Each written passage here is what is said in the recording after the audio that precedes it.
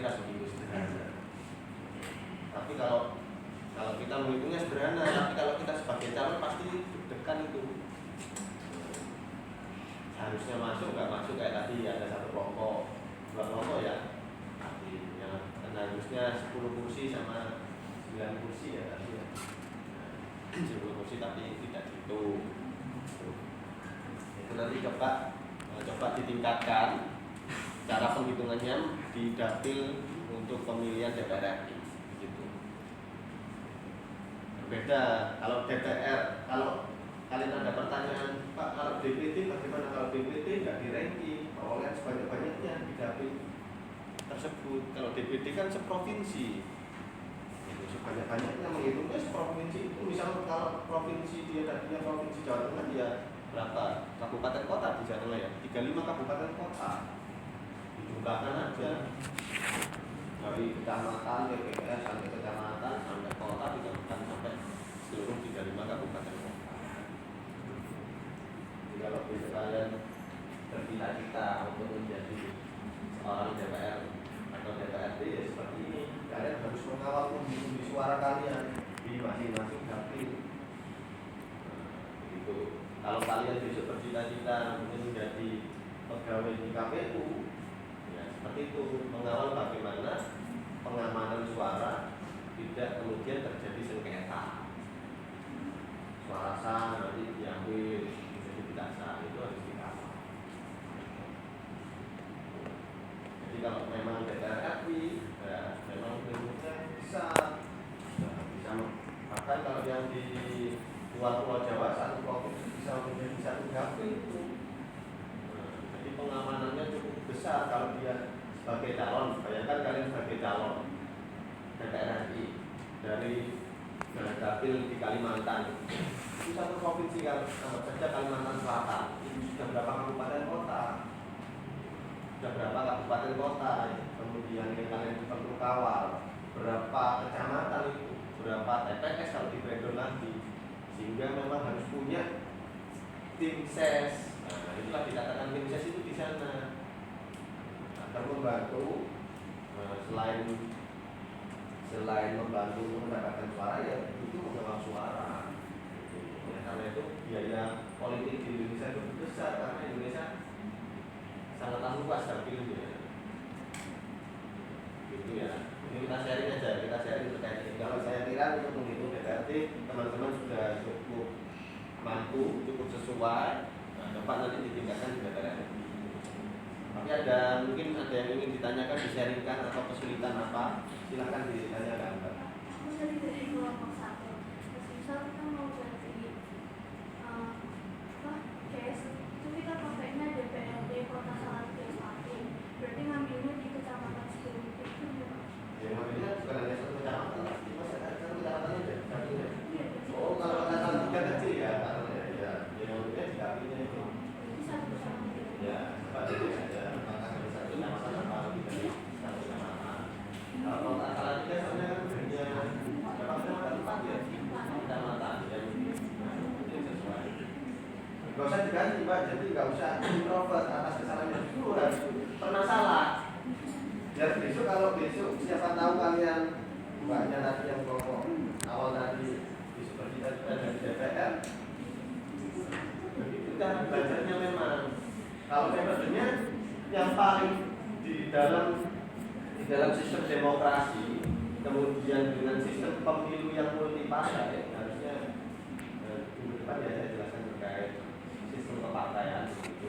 Metode di dalam pemilihan terbuka seperti ini, metode sentring itu yang paling proporsional. Metode sentring itu metode dari seluruh di dunia yang paling proporsional di Indonesia sebetulnya. Masya Allah.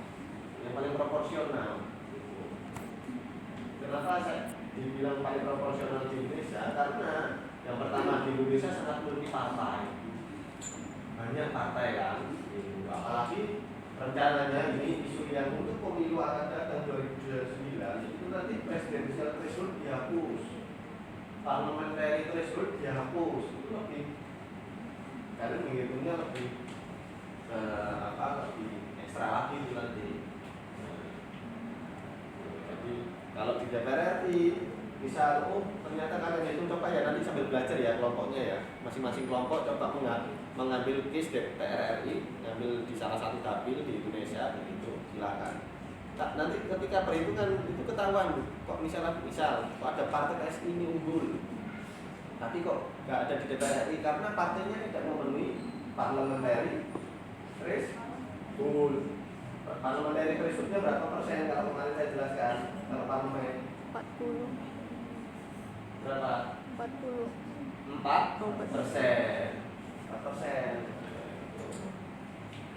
Kalau presiden 20% mau nyalon malah lebih besar lagi presidensial threshold. Ada lagi yang mau ditanyakan? Silakan di-sharingkan.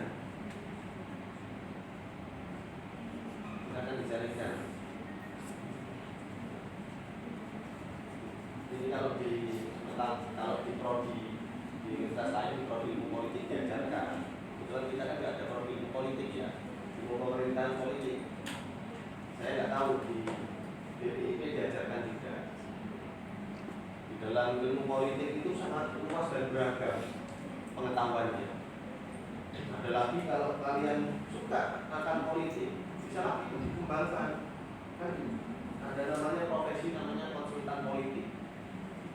Konsultan politik itu bagaimana kemudian membantu mengawal calon untuk terpilih. Itu ada. Kemudian ada perhitungannya kalau kalian lihat di posisi perhitungan elektabilitas. Ya pernah mendengar kalau posisi itu elektabilitas apa pernah dengar? Pernah dengar nggak? Kayak pas sebelum ada pemilu. Iya betul. Biasanya kalau ada survei gitu. Ya betul, itu beda lagi nanti. Kemudian ketika pemilu sudah berlangsung, kemudian ditutup agar sudah tidak ada yang memilih di TPS ditutup. Kemudian ada perhitungan cepat namanya quick count. Kalau kalian lihat di televisi itu kemarin bisa Prabowo soalnya sekian, Ganjar sekian, Anies sekian, TPS. Itu ada lagi perhitungannya. Nah, belajarnya itu harus mengenal statistik kalian. Statistik, belajar statistik. Kalau kalian semester 2 sudah belajar statistik ya ini ya. Diawali dari SPSS mungkin ya. Nanti ada lagi tuh. Kalau kalian yang belajar lebih jauh lagi, itu seperti itu nanti ketemu itu nanti kalian. Kalian bekerja sebagai konsultan politik, bukan hanya konsultan politik ya, membranding seseorang untuk mengukur elektabilitasnya. Kemudian kalau di pemilu menghitung perhitungan cepat, quick count namanya.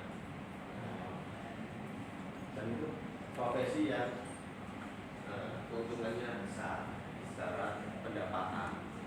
Dan karena tidak semua orang bisa. Saya tidak akan mengajarkan itu konsultan politik nanti. Saya dikira bukan dosen nanti, konsultan politik nanti. Saya tidak akan mengajarkan itu. Tapi apakah saya bisa?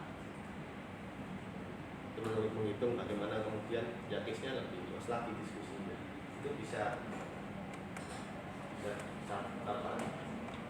satu semester pun itu belajarnya.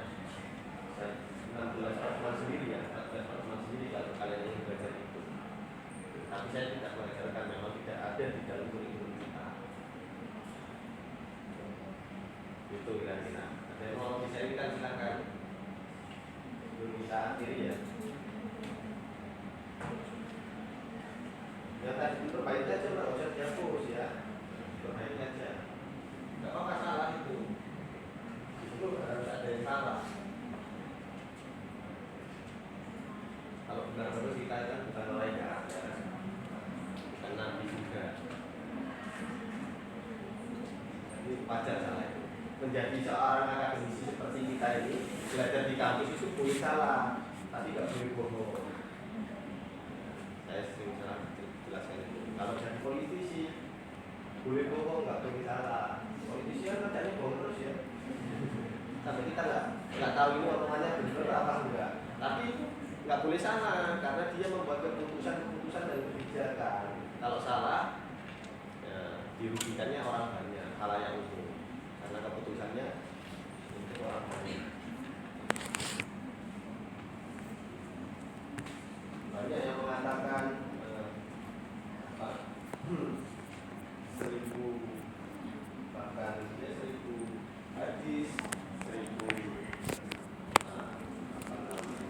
dalil itu akan kalah dengan satu keputusan dari politisi. Akan kalah kalau kemudian kiai atau ulama memberikan hadis terkait semisal aja terkait pembubaran tempat perjudian misalnya. Belum tentu adanya kiai kemudian ditutup, tapi dengan adanya satu keputusan publik atau satu kebijakan publik bisa menutup tempat perjudian tersebut. Begitu politisi itu nggak boleh salah. Kalau bohong silahkan, nanti kan bertanggung jawabnya sama Tuhannya ya. Ini nggak boleh salah dalam kebijakan dan keputusan. Gitu teman-teman, sebelum diakhiri silakan mungkin ada yang mau ditanyakan. Kita cukupkan ya. Ya sih terus sudah.